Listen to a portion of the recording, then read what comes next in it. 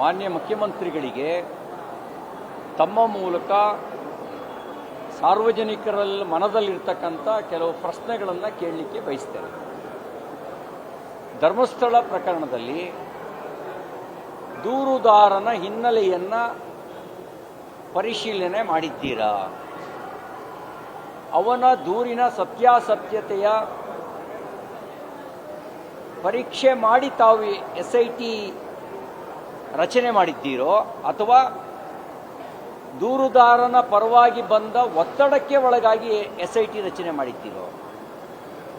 ನಿಮ್ಮ ಸಂಪುಟದ ಸಚಿವರಾಗಿರ್ತಕ್ಕಂಥ ದಕ್ಷಿಣ ಕನ್ನಡದ ಉಸ್ತುವಾರಿ ಸಚಿವರಾಗಿರ್ತಕ್ಕಂಥ ದಿನೇಶ್ ಗುಂಡೂರಾವ್ ಅವರು ಸಾರ್ವಜನಿಕ ಹೇಳಿಕೆಯಲ್ಲಿ ಎಡಪಂಥೀಯರ ಒತ್ತಡಕ್ಕೆ ಒಳಗಾಗಿ ನಾವು SIT ರಚನೆ ಮಾಡಿದ್ದೀವಿ ಅಂತ ಹೇಳಿದ್ದಾರೆ. ಅಂದರೆ ನಿಮಗೆ ದೂರಿನ ಸತ್ಯಾಸತ್ಯತೆಗಿಂತ ಎಡಪಂಥೀಯ ಸಂಘಟನೆಗಳ ಒತ್ತಡಕ್ಕೆ ಮಣಿಯುವ ಅನಿವಾರ್ಯತೆ ಏನಿತ್ತು? ಪೊಲೀಸು ಅಧಿಕಾರಿಯೊಬ್ಬರು ದೂರುದಾರನ ಕುರಿತಾಗಿ ಮಂಪರು ಪರೀಕ್ಷೆಗೆ ಒಳಪಡಿಸಬೇಕು ಅಂತ ಕೊಟ್ಟ ಸಲಹೆಯನ್ನು ಯಾಕೆ ಪರಿಗಣಿಸಲಿಲ್ಲ? ಆ ದೂರುದಾರ ತೋರಿಸಿದ 17 ಸ್ಥಳಗಳಲ್ಲಿ 16 ಸ್ಥಳಗಳಲ್ಲಿ ಮಣ್ಣು ಬಿಟ್ಟರೆ ಬೇರೆ ಏನೂ ಸಿಗಲಿಲ್ಲ. ಆದರೂ ನೀವು ದೂರುದಾರನ ಹಿನ್ನೆಲೆಯನ್ನು ಪರಿಶೀಲನೆ ಮಾಡದೇ ಇರತಕ್ಕಂಥದ್ರ ಕಾರಣ ಏನು? SIT ತನಿಖೆ ಉದ್ದೇಶ ಸತ್ಯಾಸತ್ಯತೆಯನ್ನು ಹೊರಗೆ ತರೋದೋ ಅಥವಾ ಧರ್ಮಸ್ಥಳದ ಘನತೆಗೆ ಹಾನಿ ಉಂಟು ಮಾಡೋದು? SIT ತನಿಖೆ ಯಾವ ಹಂತದಲ್ಲಿದೆ? ಅದರ ಮಧ್ಯಂತರ ವರದಿಯನ್ನು ಬಿಡುಗಡೆ ಮಾಡ್ತೀರಾ? ಇದುವರೆಗೂ ಅವನು ದೂರುದಾರ ಹೇಳಿದ್ದು 100 ಶವಗಳನ್ನು ನಾನೇ ಹೂತಾಕಿದ್ದೀನಿ ಅಂತ ಹೇಳಿ. ಆತನೇ ತೋರಿಸಿದ 17 ಸ್ಥಳಗಳು, 17ರಲ್ಲಿ ಸಿಕ್ಕಿದ್ದು ಒಂದು ಶವ ಮಾತ್ರ. ಅಂದರೆ 100 ಶವಗಳು ಎಲ್ಲಿಗೆ ಹೋದು? ಆ ದೂರಿನ ಸತ್ಯಾಸತ್ಯತೆ ಎಷ್ಟಿದೆ? ಇದರ ಅಂದಾಜಿನಲ್ಲೇ ದೂರುದಾರನ ದೂರಿನ ಸತ್ಯಾಸತ್ಯತೆಯನ್ನು ತಿಳಿದುಕೊಳ್ಳೋದಕ್ಕೆ ಸಾಧ್ಯ ಇದೆ. ಕೆಲವು ಯೂಟ್ಯೂಬರ್ಸ್, ಕೆಲವು ಖಾಸಗಿ ವಾಹಿನಿಗಳು ಧರ್ಮಸ್ಥಳದ ಘನತೆಗೆ, ಧರ್ಮಾಧಿಕಾರಿ ಶ್ರೀ ವೀರೇಂದ್ರ ಹೆಗ್ಗಡೆಯವರ ಸಾರ್ವಜನಿಕ ಬದುಕಿಗೆ, ಅವರ ಕುಟುಂಬದ ಬಗ್ಗೆ ತಪ್ಪು ಸುದ್ದಿಗಳನ್ನು ನಿರಂತರವಾಗಿ ಪ್ರಕಟ ಮಾಡ್ತಾ ಇದ್ರು ಕೂಡ ಯಾಕೆ ಅವರ ಮೇಲೆ ಯಾವುದೇ ಕ್ರಮವನ್ನು ಕೈಗೊಳ್ಳಲಿಲ್ಲ? ಧರ್ಮಸ್ಥಳ ಭಕ್ತಾದಿಗಳ ಒಂದು ಶ್ರದ್ಧಾ ಕೇಂದ್ರ, ಭಕ್ತಿಯ ಒಂದು ನೆಲೆ. ಧರ್ಮಸ್ಥಳ 5-6 ದಶಕಗಳ ಮುಂಚಿತವಾಗಿಯೇ ಸಹಪಂಕ್ತಿ ಭೋಜನದ ಮೂಲಕ ಜಾತೀಯತೆ ಮತ್ತು ಅಸ್ಪೃಶ್ಯತೆಗೆ ಧರ್ಮಸ್ಥಳದಲ್ಲಿ ನೆಲೆ ಇಲ್ಲ ಅಂತ ಅನ್ನುವಂಥ ಸಂದೇಶವನ್ನು ಕೊಟ್ಟಂಥ ಒಂದು ಸ್ಥಳ.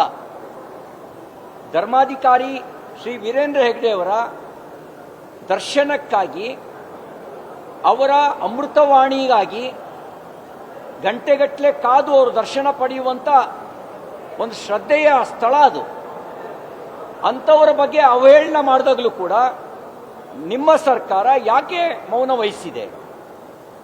ಈ ಯೂಟ್ಯೂಬರ್ ಮೇಲೆ ಯಾಕೆ ನೀವು ಕ್ರಮವನ್ನು ಕೈಗೊಂಡಿಲ್ಲ? ಅಂದರೆ ಒಂದು ಭಕ್ತಿಯ ಸ್ಥಳವನ್ನು, ಹಿಂದೂಗಳ ಶ್ರದ್ಧಾ ಸ್ಥಳವನ್ನು ಅವಹೇಳನ ಮಾಡಿದ್ರೂ ಕೂಡ ಮೌನ ವಹಿಸಿರೋದ್ರ ಅರ್ಥ ಏನು? ಇದೇ ರೀತಿ ಏನಾದರೂ ಅನ್ಯಮತೀಯರ ಶ್ರದ್ಧಾ ಸ್ಥಳಕ್ಕೆ ಅಪಮಾನ ಆಗುವಂಥ ಘಟನೆಗಳು ನಡೆದಿದ್ರೆ ನೀವು ತೋರಿಸ್ತಿದ್ದಂಥ ಪೌರುಷ ಈಗ ಯಾಕೆ ಮೌನವಾಗಿದೆ? ಈ ಪ್ರಶ್ನೆಗೆ ಉತ್ತರಿಸಬೇಕು. ದೂರುದಾರನ ಐಡೆಂಟಿಟಿ ಏನು? ಅವನು ಯಾರು? ಭೀಮಾ ಅಂದರೆ ಏನು ಕೆಲಸ ಮಾಡ್ತಾ ಇದ್ದ? ಇಷ್ಟು ವರ್ಷ ಎಲ್ಲಿದ್ದ? ಈ ಒಂದು ಮಾಹಿತಿಯು ಕೂಡ ಸಾರ್ವಜನಿಕರಿಗೆ ಬೇಕಾಗಿದೆ. ನಮ್ಮ ಅನುಮಾನ ಇರತಕ್ಕಂಥದ್ದು ಇದೊಂದು ದೊಡ್ಡ ಷಡ್ಯಂತ್ರ. ಈ ಷಡ್ಯಂತ್ರದಲ್ಲಿ ಮತಾಂತರಿಗಳು ಇದ್ದಾರೆ. ಮತಾಂತರದ ಬೆಳೆ ಧರ್ಮಸ್ಥಳದಂಥ ಅಯ್ಯಪ್ಪ ಸ್ವಾಮಿ ಅಂತ ಶ್ರದ್ಧಾ ಕೇಂದ್ರಗಳಿಂದಾಗಿ ಬೆಳೆ ಬೆಳೆಯೋಕೆ ಸಾಧ್ಯ ಆಗ್ತಿಲ್ಲ ಅವರಿಗೆ. ಆ ಶ್ರದ್ಧೆಯನ್ನು ಹಾಳು ಮಾಡಿದ್ರೆ, ಅಲ್ಲಿರುವ ಭಕ್ತಿಯನ್ನ ದುರ್ಬಲಗೊಳಿಸಿದ್ರೆ ಆಗ ಮತಾಂತರ ಮಾಡೋದಕ್ಕೆ ಸುಲಭ ಆಗುತ್ತೆ ಅನ್ನುವಂಥ ಸಂಚು ನಡೆಸಿರ್ತಕ್ಕಂಥ ಮತಾಂತರಿಗಳು ಇದರಲ್ಲಿ ಕೈ ಜೋಡಿಸಿದ್ದಾರೆ. ಕಡಿಮೆ ಶುಲ್ಕದಲ್ಲಿ ವಿದ್ಯಾದಾನ ಮಾಡ್ತಿರೋದ್ರಿಂದ ನಾವು ವಿದ್ಯೆಯ ಹೆಸರಿನಲ್ಲಿ ಲಾಭ ಮಾಡ್ಕೊಳ್ಳೋಕ್ಕಾಗಲ್ಲ ಅನ್ನುವಂಥ ಕೆಲವು ಖಾಸಗಿ ವಿದ್ಯಾಸಂಸ್ಥೆಗಳು ಕೂಡ ಲಾಭ ಮಾಡಿಕೊಳ್ಳೋದನ್ನೇ ಉದ್ದೇಶವಾಗಿ ಇಟ್ಕೊಂಡಿರ್ತಕ್ಕಂಥ, ಶಿಕ್ಷಣವನ್ನೇ ಮಾರಾಟ ಮಾಡುವಂಥ ಉದ್ದೇಶವನ್ನು ಇಟ್ಕೊಂಡಿರ್ತಕ್ಕಂಥ ಕೆಲವು ಖಾಸಗಿ ವಿದ್ಯಾಸಂಸ್ಥೆಗಳು ಇದ್ರ ಹಿಂದ್ಗಡೆ ಇದ್ದಾವೆ ಅಂತಕ್ಕಂಥ ಅನುಮಾನ ಇದೆ. ಇದ್ರ ಜೊತೆಗೆ ನಗರ ನಕ್ಸಲರು, ಕಾಡಿನಲ್ಲಿದ್ದ ನಕ್ಸಲರಿಗೆ ನೀವು ರಾಜಾಶ್ರಯ ಕೊಟ್ರಿ, ಅವ್ರಿಗೆ ಪರಿಹಾರ ಕೊಟ್ರಿ, ಅವ್ರ ನಾಡಿಗೆ ಬಿಟ್ಕೊಂಡ್ರಿ. ಆ ನಾಡಿಗೆ ಬಿಟ್ಕೊಂಡಿರ್ತಕ್ಕಂಥ ನಗರ ನಕ್ಸಲರು ಕೂಡ ಈ ಸಂಚಿಗೆ ಕೈ ಜೋಡಿಸಿದ್ದಾರೆ ಅಂತಕ್ಕಂಥ ಭಾವನೆ ವ್ಯಕ್ತ ಆಗ್ತಾ ಇದೆ. ಇದೆಲ್ಲದರ ಸಮಗ್ರ ತನಿಖೆ ನೀವು ಹೇಗೆ ಒಬ್ಬ ದೂರುದಾರನ ಹಿನ್ನೆಲೆಯನ್ನೇ ಪರಿಶೀಲಿಸದೆ SIT ತನಿಖೆ ಮಾಡಿದ್ರಿ, ನಿಮ್ಮ SIT ವ್ಯಾಪ್ತಿಯನ್ನು ವಿಸ್ತರಿಸಬೇಕು. ಈ ಖಾಸಗಿ ವಾಹಿನಿಗಳು ಅವರಿಗೆ ನ್ಯಾಯಾಲಯದಲ್ಲಿ ಸಾಕ್ಷ್ಯ ಸಮೇತ ಹಾಜರುಪಡಿಸೋದಕ್ಕೆ ದಮ್ಮಿಲ್ಲ, ಅಲ್ಲಿ ಹೋಗ್ಲಿಕ್ಕೆ ಭಯ ಆಗುತ್ತೆ. ಆದರೆ ತಮ್ಮ ಯೂಟ್ಯೂಬ್ನಲ್ಲಿ, ಸಾಮಾಜಿಕ ಜಾಲತಾಣದಲ್ಲಿ ಬೇಕಾಬಿಟ್ಟಿಯಾಗಿ ಆಧಾರವಿಲ್ಲದೆ ಧರ್ಮಸ್ಥಳದ ಬಗ್ಗೆ, ಧರ್ಮಾಧಿಕಾರಿಗಳ ಬಗ್ಗೆ ಅಪಪ್ರಚಾರ ಮಾಡೋದಕ್ಕೆ, ಅನುಮಾನ ಹುಟ್ಟಾಕೋದಕ್ಕೆ ಧೈರ್ಯ ಇದೆ. ಅಂದರೆ ಇದು ಒಂದು ವ್ಯಾಪಕ ಸಂಚು ಅನ್ನೋದು ನಮ್ಮ ಅನುಮಾನ.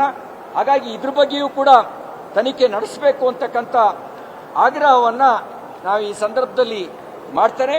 ಮತ್ತು ಈ ವಿಷಯದಲ್ಲಿ ನೀವು ಮೌನ ವಹಿಸಿದರೆ ಕಾಂಗ್ರೆಸ್, ಕಮ್ಯುನಿಸ್ಟ್ ಮತ್ತು ಮತಾಂಧ ಶಕ್ತಿಗಳು, SDPIನಂಥ ಮತೀವಾದಿ ಶಕ್ತಿಗಳು ಒಟ್ಟಾಗಿ ಧರ್ಮಸ್ಥಳದ ವಿರುದ್ಧ ಷಡ್ಯಂತ್ರ ನಡೆಸಿದ್ದೀರಿ ಅಂತಕ್ಕಂಥ ಅನುಮಾನ ಜನರಲ್ಲಿ ಬರುತ್ತೆ.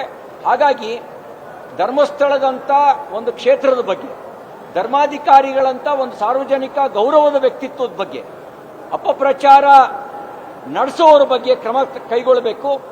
ಮತ್ತು ನಿಮ್ಮ ತನಿಖೆ ಪಾರದರ್ಶಕವಾಗಿರಲಿ, ನಿಮ್ಮ ತನಿಖೆ ಪ್ರಾಮಾಣಿಕವಾಗಿರಲಿ. ನಿಮ್ಮ ತನಿಖೆಯ ಮಧ್ಯಂತರ ವರದಿಯನ್ನು ಬಿಡುಗಡೆ ಮಾಡಬೇಕು. ದೂರುದಾರನನ್ನ ಅವನನ್ನು ಮಂಪರು ಪರೀಕ್ಷೆಗೆ ಒಳಪಡಿಸಬೇಕು ಅಂತ ನಾನು ಆಗ್ರಹಿಸ್ತೇನೆ. ಮತ್ತು ಅಪಪ್ರಚಾರ ಮಾಡ್ತಿರೋರ ಮೇಲೆ ಕ್ರಮ ಕೈಗೊಳ್ಳಬೇಕು ಅಂತೇಳಿ ಒತ್ತಾಯ ಮಾಡ್ತೇನೆ.